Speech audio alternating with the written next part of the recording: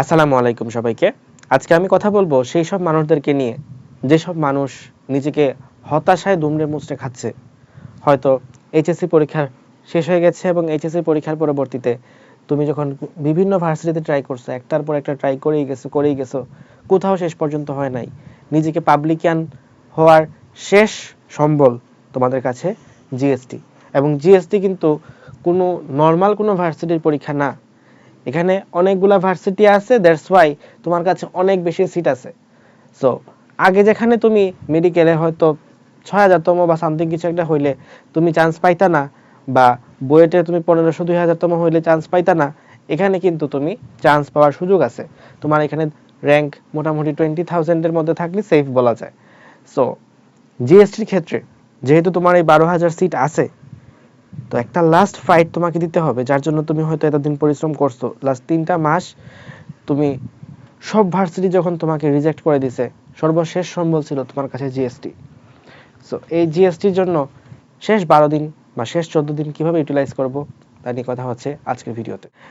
Physics, chemistry, math, biology এই 4টা subject দাগানোর চেষ্টা করবা। বাংলা ইংলিশ না দাগে তোমার বেশি ভার্সিটি কাভার হবে, বেশি সিট তুমি কাভার করতে পারবা। তো ফিজিক্স, কেমিস্ট্রি, বায়োলজি এবং ম্যাথের মধ্যে তুমি সমানভাবে গুরুত্ব দিলে হবে না। এখন যদি এরকম হয় যে তোমার প্রিপারেশনটা হয়েছে মেডিকেল কেন্দ্রিক, তাহলে তোমার কেমিস্ট্রি এবং বায়োলজিতে একটু কম গুরুত্ব দিলে হবে। আর যদি তোমার প্রিপারেশন হয়ে থাকে ফিজিক্স এবং ম্যাথ মানে ইঞ্জিনিয়ারিং কেন্দ্রিক, তখন তাহলে তোমার বায়োলজি এবং কেমিস্ট্রিকে একটু বেশি গুরুত্ব দিতে হবে।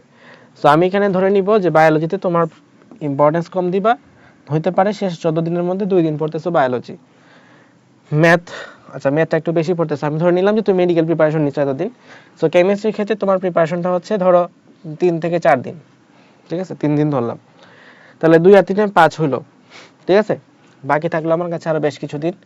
এর মধ্যে ফিজিক্সের ক্ষেত্রে দিবা 4 দিন, আর ম্যাথের ক্ষেত্রে দিবা 5 দিন, তাহলে কত দিন হইলো? 5 আর 4 9, 12 আর 14। এই হচ্ছে তোমার ওভারঅল একটা প্ল্যানিং হইতে পারে। অ্যান্ড মোটামুটি তুমি যদি এইভাবে টাইমটা ইউটিলাইজ করো, আশা করা যায় তোমার আউটপুটটা ভালো আসবে, ঠিক আছে। তাই কতক্ষণ পড়বা এরকম ডে ওয়াইজ তুমি ভাগ করতে পারো। কারো ক্ষেত্রে যদি ধরো ফিজিক্স একটু কম পারো, ম্যাথ একটু বেশি পারো, তাহলে ম্যাথের ক্ষেত্রে টাইম কমায় ফিজিক্সে বাড়াই দিবা, অথবা বায়োলজি কেমিস্ট্রির ক্ষেত্রে কোনো অল্টারনেটিভ সুইচ করবে। বাট সবগুলা যেন সমানভাবে সেম টাইম দেওয়া না হয়। তোমার কিন্তু কোনো কোনো সাবজেক্ট আছে যেটা তোমার ফেভারিট, ওটা তুমি টাইম না দিলেও ভালো মার্ক পাবা। বায়োলজিতে 2 দিনের জায়গায় যদি 1 দিন দাও, তাও অনেকে আছে যে ভালো করবে। সো বায়োলজি 1 দিন দিতে হবে টাইম এগুলোর মধ্যে, তাহলে একটা ভালো ভার্সিটি আসার চান্স আছে। যদি তোমার পাবলিক জ্ঞান হইতে হবে, সো 50 তুললে মোটামুটি শিওর যে তুমি একটা ভার্সিটিতে চান্স পাবা। সো ট্রাই করবা যেন কোনোভাবে পাস করে আসতে পারো। তো পাস করতে পারলে মোটামুটি 50 মার্ক এমনিতে উঠে যায় সব সাবজেক্টে। এখন আসি কিভাবে আমরা প্রিপারেশন নিতে পারি ফিজিক্স, কেমিস্ট্রি, ম্যাথ, বায়োলজির মধ্যে। ফার্স্ট অফ অল কেমিস্ট্রিতে তুমি এখানে জাস্ট কিছু ইনফো পড়বা, বিভিন্ন ছক টক আছে, এই ছক টক একবার রিভিশন দিবা। তুমি তোমার ফুল বইটাকে, এটা হইতে পারে তোমার কেমিস্ট্রি বই, তুমি তোমার ফুল বইটাকে জাস্ট এমনিতে একবার প্রত্যেক পেজ একটা পেজ উল্টায় যাবা, দেখবা যে কিছু কিছু ইনফো আছে, ওই ইনফোওয়ালা পৃষ্ঠাটা একবার রিডিং দিবা, তাহলে ইনফোওয়ালা পৃষ্ঠা রিডিং। নেক্সট হচ্ছে কোয়েশ্চেন ব্যাংক যেন সবার কমপ্লিট থাকে।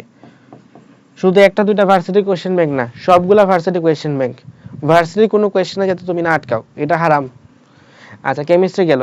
বায়োলজির ক্ষেত্রে তোমার সাজেশন হইতে পারে, যদি তুমি আমার প্রিভিয়াস স্টুডেন্ট হয়ে থাকো, তাহলে কুইক রিক্যাপ, এর উপরে কোনো ওষুধ নাই, এটা গ্যারান্টি দিতে পারি। এই 15 মিনিটে যা বলছি তার মধ্যে সবকিছু মানে এর মধ্যে থেকে সবকিছু আসবে। ফিজিক্স আর ম্যাথের মধ্যে কি করবা?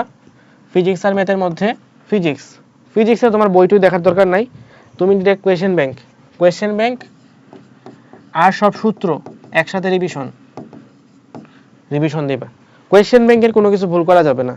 বায়োলজিতে কোয়েশ্চেন ব্যাংকে তো না দেখলেও সমস্যা নাই, যেহেতু এখন শেষ টাইম চলে আসছে। এখন এটা দেখো, অথবা দাগানো বই যদি থাকে তাহলে দাগানো বই দেখো।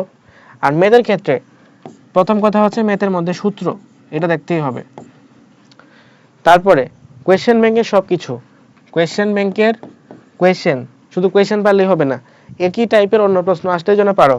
সো কোয়েশ্চেন ব্যাংকের টাইপ সহ যেন তুমি পারো, ওকে। এই দুইটা জিনিস যদি ইনশিওর করে আসতে পারো, এবং কোয়েশ্চেন ব্যাংক টাইপের পাশাপাশি আরও কিছু আছে, কিছু শর্টকাট আছে, কিছু ট্রিক্স আছে, কিছু হ্যাকস আছে। এই ট্রিক্স হ্যাকস এগুলো জিনিস তোমার পারা লাগবে ম্যাথের ক্ষেত্রে। সো ম্যাথের ক্ষেত্রে তুমি এই তিনটা জিনিস যদি নিশ্চিত করে আসতে পারো, তাহলে আশা করা যায় তোমার চান্স হয়ে যাবে, ভালোভাবে চান্স হবে। এখন তুমি জিএসটি ভর্তি পরীক্ষার ক্ষেত্রে এমন অনেক কেস হইতে পারে যে ধরো তুমি কোনো একটা সাবজেক্টের পেছনে বেশি সময় দিয়ে ফেলতেছো। তুমি প্রথমে ট্রাই করবে হচ্ছে বায়োলজি দিয়ে শুরু করতে, কারণ এখানে টাইম কম লাগে। সো অল্প সময় বেশি দাগায় ফেলতে পারবে, একটা কনফিডেন্স বাড়ছে।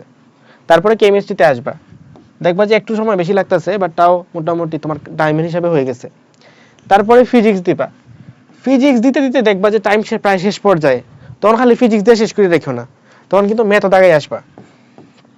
ম্যাথ ফিজিক্স ধরো 4-5টা বাকি আছে, কিন্তু তোমার হাতে টাইম খুব বেশি নাই, তখন ম্যাথ 5-7টা দাগায় আসবা। তাহলে মোটামুটি ধরো মানে আরেকটু বেশি দাগায় আসবা আর কি, যা পারো দাগায় আইসো।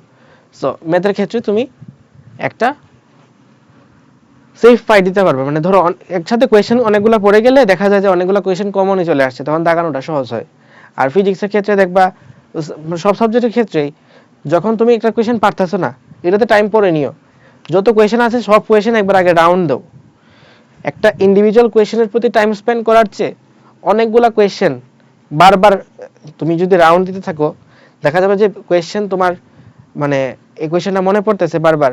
অথবা এমন অনেক কোয়েশ্চেন থাকতে পারে যে এই কোয়েশ্চেনটা আমি আরেকবার গোত্র করলে, যদি একবার গোত্র করতাম তাইলেই পারতাম, কিন্তু টাইমের অভাবে কোয়েশ্চেনটা দেখারই সুযোগ পাই নাই। এরকম যাতে না হয় তোমার এই ক্ষেত্রে, জিএসটির ক্ষেত্রে। আর জিএসটি আশা করি তোমাদের একটা হারানো সম্মান হতে পারে, তুমি তোমার স্কুলের ফার্স্ট বয় ছিলা, হতে পারে তুমি তোমার কলেজের টপার ছিলা, সেই ব্যক্তি এখন পর্যন্ত কোনো ভার্সিটিতে চান্স পায় নাই। ফ্যামিলি, আত্মীয় স্বজন, বন্ধু বান্ধব, ইভেন বড় ভাই, এলাকার বড় ভাই, কোচিংয়ের বড় ভাই, সবাই তোমার প্রতি যে এক্সপেকটেশন করেছিল, সেই এক্সপেকটেশনটা তুমি মিট আপ করতে পারো নাই। সো হোয়াট, জিএসটি আছে, তোমার নিজেকে পাবলিকিয়ান পরিচয় দেওয়ার শেষ সুযোগ। লাইফে পাবলিকিয়ান হইলে কি হবে? কিছুই হবে না, বাট এটা একটা তোমার পরিচয়। মানুষের লাইফের সবচেয়ে ফাইনেস্ট টাইম হচ্ছে ভার্সিটি পিরিয়ড। এই টাইমে মানুষ সবচেয়ে বড় মানে সবচেয়ে তেজস্বী থাকে, নিজের সব কিছু তখন উজাড় করে দিতে সে পারে, তার মধ্যে এক্সট্রা কোনো বার্ডেন থাকে না, কোনো রেসপন্সিবিলিটি থাকে না। সো এই টাইমের মতো সুন্দর পিরিয়ড লাইফে খুব কম আসে, এবং সেই সুন্দর পিরিয়ডটাতে তুমি যদি তোমার নিজের পরিচয়টা মানুষের সামনে বলতে চাও যে আমি লাইফে একটা জিনিস অ্যাচিভ করছি, অন্তত সে অ্যাচিভমেন্টটা বলার জন্য তোমাকে জিএসটিতে চান্স পেতেই হবে ইনশাল্লাহ।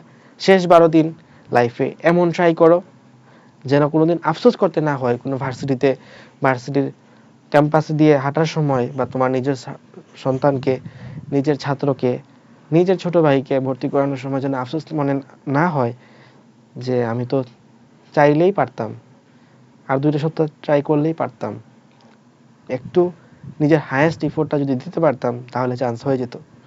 এই আফসোসটা যদি না আসে, তাহলে আর তুমি নিজেকে ব্যর্থ বইলো না।